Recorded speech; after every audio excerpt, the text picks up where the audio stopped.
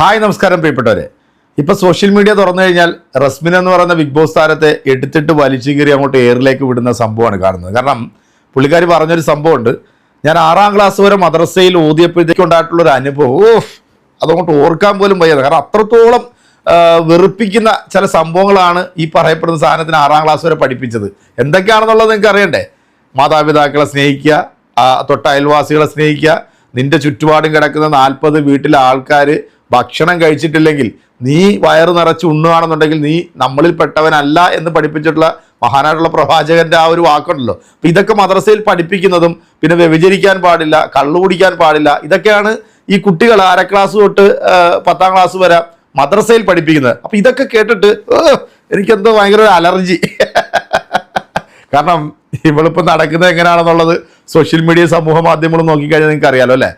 എങ്ങനെയെങ്കിലും അത് ഫേം ആകാൻ വേണ്ടി ഇസ്ലാമിനെ ചൊറിഞ്ഞാൽ മാത്രമേ അത് ഫേമാകാൻ പറ്റത്തുള്ളൂ എന്ന് വ്യക്തികൾക്കൊക്കെ നന്നായിട്ട് അറിയാം. പിന്നെ ഇവരുടെയൊക്കെ സ്പോൺസർ ആരാണെന്ന് വെച്ച് കഴിഞ്ഞാൽ നല്ല ഒന്നാന്തരം പബ്ലിക് ക്ലോസറ്റ് ആയിട്ടുള്ള ആ ഒരു പരനാറിയില്ലേ, നമ്മുടെ ഹാർപ്പിക് എന്ന് പറയുന്ന ആ ഒരു ഊള, ഇവനും ഇവന്റെ അനുയായികളായിട്ടുള്ള കുറച്ച് പിമ്പുകളുണ്ട്. ഇവരെ എല്ലാം ഇങ്ങനെ പിന്നിൽ നിർത്തി അല്ലെങ്കിൽ മുന്നിൽ കൊണ്ടുവന്നിട്ട് ഇങ്ങനെ ഇസ്ലാമിനെതിരെ ഓരോ ദിവസങ്ങളിൽ ഓരോന്നിങ്ങനെ പറഞ്ഞുകൊണ്ടിരിക്കുന്നത്. എന്തായാലും ഞാനും ഒക്കെ മദ്രസയിലൊക്കെ ഓതിയതാണ് കേട്ടോ. എൻ്റെ മക്കൾ ഇപ്പോഴും മദ്രസയിൽ ഓതുന്നുണ്ട്. അവരൊക്കെ നമ്മളോട് നിൽക്കുന്നത് എങ്ങനെയാണെന്നും ഞാൻ എൻ്റെ മാതാപിതാക്കളോടൊക്കെ എങ്ങനെയാണ് നിന്നതെന്നുള്ളതൊക്കെ ഞാൻ ഈ മദ്രസയിൽ നിന്ന് പഠിച്ചതാണ് കേട്ടോ. അതുകൊണ്ട് തന്നെ പൊതുസമൂഹത്തിൽ ഇറങ്ങുമ്പോഴത്തേക്ക് അവരോട് എങ്ങനെയൊക്കെ പെരുമാറണം. പിന്നെ ഈ മദ്രസയിൽ പോയത് കൊണ്ട് ഇവൾ പഠിച്ചിട്ടുള്ള ഗുണങ്ങളാണ് ഇപ്പം നമ്മൾ സമൂഹ മാധ്യമങ്ങളിൽ ഇവരുടേതായിട്ട് ഈ കണ്ടുകൊണ്ടിരിക്കുന്നത്.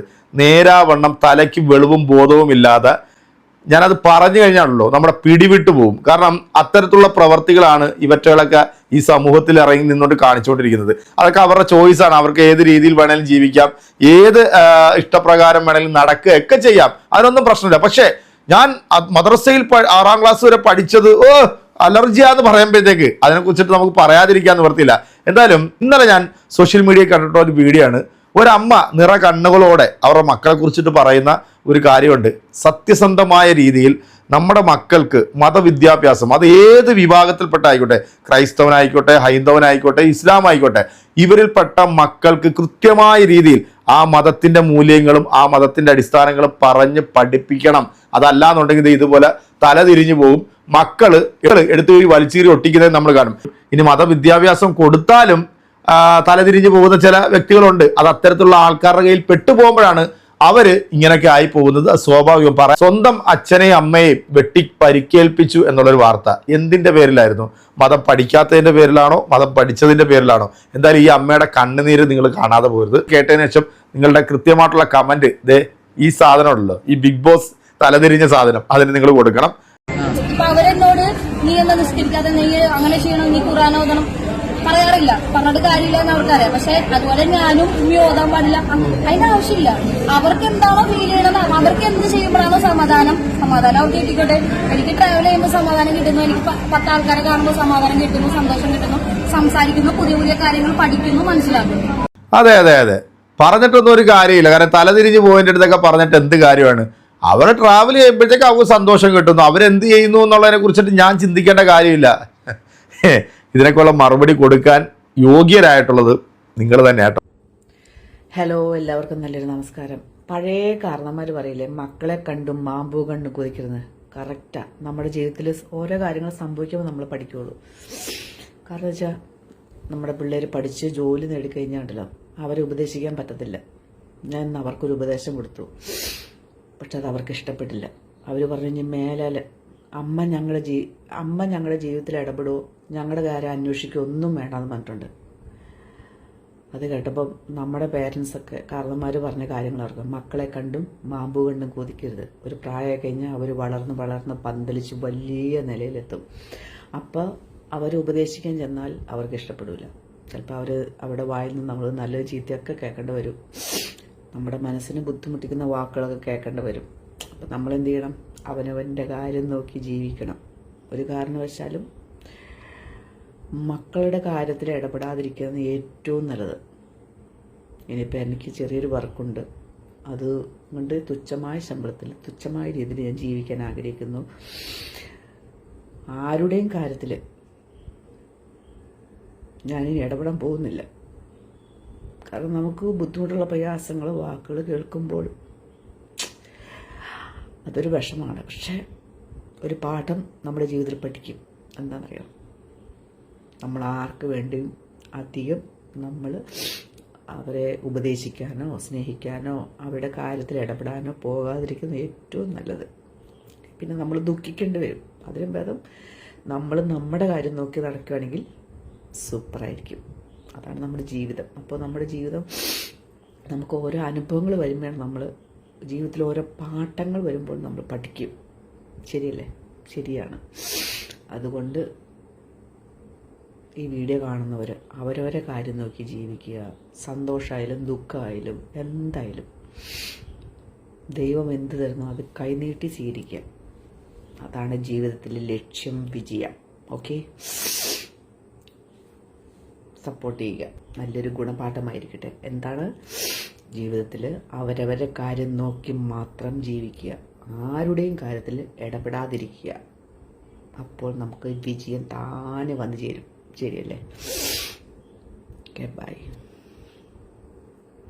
10 മാസം ചുമന്ന് പ്രസവിച്ച ഒരു മാതാവിൻ്റെ കണ്ണുനീരാണ് കണ്ടത്. അതായത് സ്വന്തം മക്കൾ അവർ പ്രാപ്തരായി, അവർ നല്ലൊരു ജോലിയിൽ കയറി, അത്യാവശ്യം ശമ്പളം കിട്ടാൻ തുടങ്ങി, അവരുടെ ജീവിത ശൈലി തന്നെ മാറി.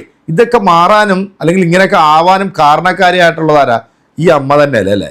ഈ 10 മാസം ചുമന്ന് പ്രസവിച്ച് പഠിപ്പിച്ച് വലുതാക്കി ഒരു ജോലിയാക്കി ഇങ്ങനെയൊക്കെ പ്രാപ്തരാക്കി കഴിയുമ്പോഴത്തേക്ക് ആ മാതാവ് തെറ്റ് കാണുമ്പോൾ, എന്തെങ്കിലും ചൂണ്ടിക്കാണിക്കുമ്പോൾ അല്ലെങ്കിൽ എന്തെങ്കിലും പറയുമ്പോൾ അവരെ തള്ളിപ്പറയുന്ന മക്കളുണ്ടല്ലോ, അതാണ് ഞാൻ നേരത്തെ പറഞ്ഞിട്ടുള്ള റസ്മിനെ പോലുള്ള ആൾക്കാർ. അതായത് സ്വന്തം മാതാവിനെയും പിതാവിനെയും അല്ലെങ്കിൽ അവരുടെ സഹോദരങ്ങളെയും സമൂഹത്തെയും ഒന്നും അംഗീകരിക്കാതെ ഇങ്ങനെ കൂത്താടി നടക്കുന്ന ചില ആൾക്കാരുണ്ടല്ലോ, ഇവരാണ് ഈ സമൂഹത്തിൽ ഏറ്റവും വലിയ എന്താ പറയുക വിപത്ത് എന്ന് പറയാതിരിക്കാൻ നിവൃത്തിയില്ല. പ്രധാനമായിട്ട് ഏതൊരു മതത്തിൽ ജനിച്ചിട്ടുള്ള കുട്ടിയാണോ അവരുടെ കുട്ടികളെ നിങ്ങൾ മതത്തിൻ്റെ മൂല്യങ്ങൾ പഠിപ്പിക്കുക, മാതാപിതാക്കളെ സ്നേഹിക്കാനും അവരെ ബഹുമാനിക്കാനും പഠിപ്പിക്കുക.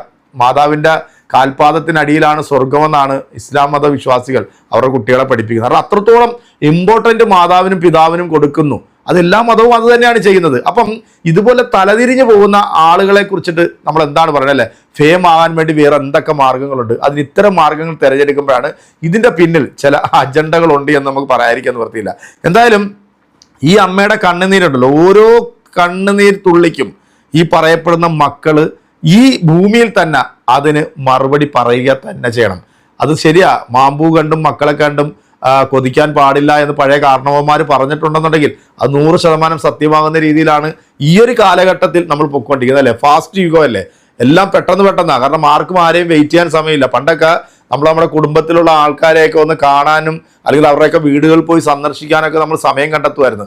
ഇന്ന് പക്ഷെ അതിനൊന്നും നമുക്ക് സമയമില്ല. എല്ലാം മൊബൈലിലൂടെ എടുക്കുക, ഒന്ന് വിളിക്കുക, വെക്കുക, ഇത്രയേ ഉള്ളൂ. ഈ ഒരു ലൈഫ് സ്റ്റൈൽ ഇപ്പം മാറിക്കൊണ്ടിരിക്കുക. എന്താണെങ്കിലും എന്തൊക്കെ തന്നെ ആണെങ്കിലും അടിസ്ഥാനമായി മതം പഠിപ്പിക്കുകയും ആ മതത്തിൻ്റെ മൂല്യങ്ങൾ പഠിപ്പിക്കുകയും ചെയ്യുന്ന ഒരു കുട്ടികളും അത് അവർ വഴിവഴിച്ച് പോകില്ല. കാരണം അവരെപ്പോഴും അവരുടെ മാതാപിതാക്കളെയും അവരുടെ ബന്ധുക്കളെയും അവരുടെ അയൽവാസികളെയൊക്കെ ബഹുമാനിച്ചും സ്നേഹിച്ചും മുന്നോട്ട് പോകും. പക്ഷേ ഇന്ന് മദ്യത്തിനും മയക്കുമരുന്നിനും അടിമപ്പെട്ടു പോകുന്ന ഒരു യുവതലമുറയാണ് നമ്മൾ കാണുന്നതെങ്കിൽ അവരെ നേരായ മാർഗത്തിൽ കൊണ്ടുവരണമെന്നുണ്ടെങ്കിൽ അടിസ്ഥാനമായി നമ്മുടെ വീട്ടിൽ നിന്ന് തന്നെ നമ്മുടെ മക്കളെ നല്ല രീതിയിൽ വളർത്തി മുന്നോട്ട് കൊണ്ടുവന്നില്ല എന്നുണ്ടെങ്കിൽ നമ്മുടെ കൈവിട്ടു പോകും. എന്തായാലും ആ മാതാവിൻ്റെ ആ ഒരു സങ്കടം അത് ഇപ്പോൾ അവരത് മനസ്സിലാക്കത്തില്ല. അവരുടെ കാലം കഴിയുമ്പോൾ അല്ലെങ്കിൽ അവർ അച്ഛനും അമ്മയും നഷ്ടപ്പെട്ടു പോയിട്ടുള്ള ഒരുപാട് ആളുകളുണ്ടല്ലോ, അവർക്ക് ആ വേദന മനസ്സിലാവും. അവർ ജീവിച്ചിരുന്നപ്പോഴത്തേക്ക് നമുക്ക് ചെയ്യാൻ പറ്റിയില്ലല്ലോ എന്നോർത്ത് ദുഃഖിക്കുന്ന ഒരുപാട് ആളുകളുണ്ടാവും അല്ലേ? എന്താണെങ്കിലും ഈ ഒരു വീഡിയോ കണ്ടപ്പോൾ എനിക്ക് വളരെയധികം സങ്കടം തോന്നി. നിങ്ങളുടെ വലിയൊരു അഭിപ്രായങ്ങൾ കമൻറ്റുകൾ അറിയിക്കുക. അടുത്തൊരു വീഡിയോ കാണാം.